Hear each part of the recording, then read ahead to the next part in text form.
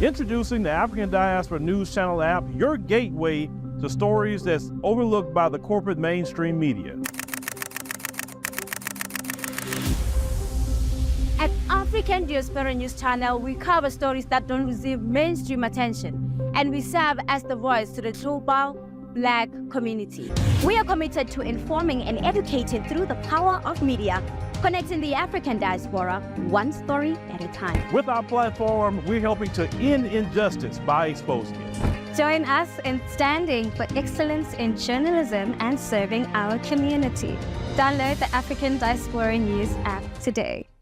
So in Kempton Park in South Africa, our sister country, 16 young girls as young as 15 were rescued from the grips of human trafficking ring.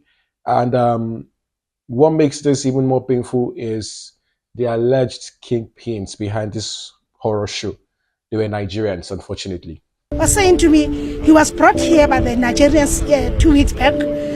They promised her that they're gonna give her a job. That's how she ended in here. She even said, I don't know the place. I don't know, I'm just here, I'm caught up here. The girls have told officers harrowing stories of their capture and abuse. They say they were drugged and starved. They sat outside crying as authorities swept through the 3-bedroom house collecting evidence. These girls are coming around the country. As I said, that they are coming from Soweto. And they are so small. And their parents, they don't know that their girls are here. And when they are here, they are being used. Police seized drugs and arrested 4 men. But it was the rescue of these girls that's left officers shaken. And these girls were promised jobs, they were promised school, they were promised a better life. They got something else instead. They got drugs, they got rape, starvation, daily abuse. In fact, some of them were forced to service up to 15 men a day. And this is one thing.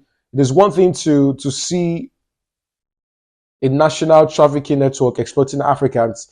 It is another thing when Africans are the ones trafficking Africans. When a Nigerian is trafficking a South African, or a South African is trafficking a Nigerian, when our brothers turn our girls into commodities for profits, that's, for me personally, that's not just crime, that is a cultural collapse. I mean, how did we get here? As Nigerians and Africans living abroad, we do not carry just our passports. So we're carrying our people's reputation. That's one thing we need to start understanding. Because while many of us in our diaspora are building, uplifting, a few rotten apples are just destroying every effort. Later on, they'll say Nigerians are this, Nigerians are that.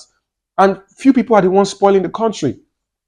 So how do we explain to the world that we are more than Yahoo boys? We are more than sex trades? When stories like this keep repeating and fill the internet.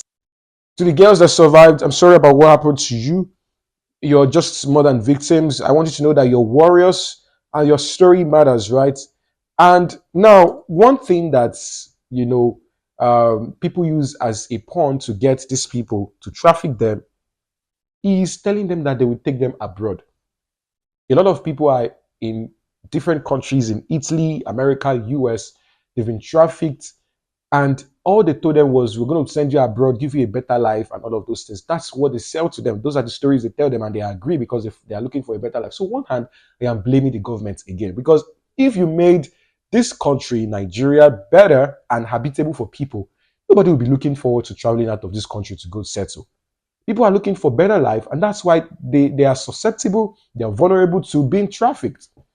So if our government is doing so much to make sure that people live well here, I'm not sure these girls would be interested in traveling anywhere to go and work and to be licking people's, bottoms and all of those things, right? Unfortunately, this has happened. I'm praying that these girls will heal from this fast. And to the men behind this horror, the world is watching, and so are we. We need to stop this kind of thing so that we don't give the bad narratives to people outside, right?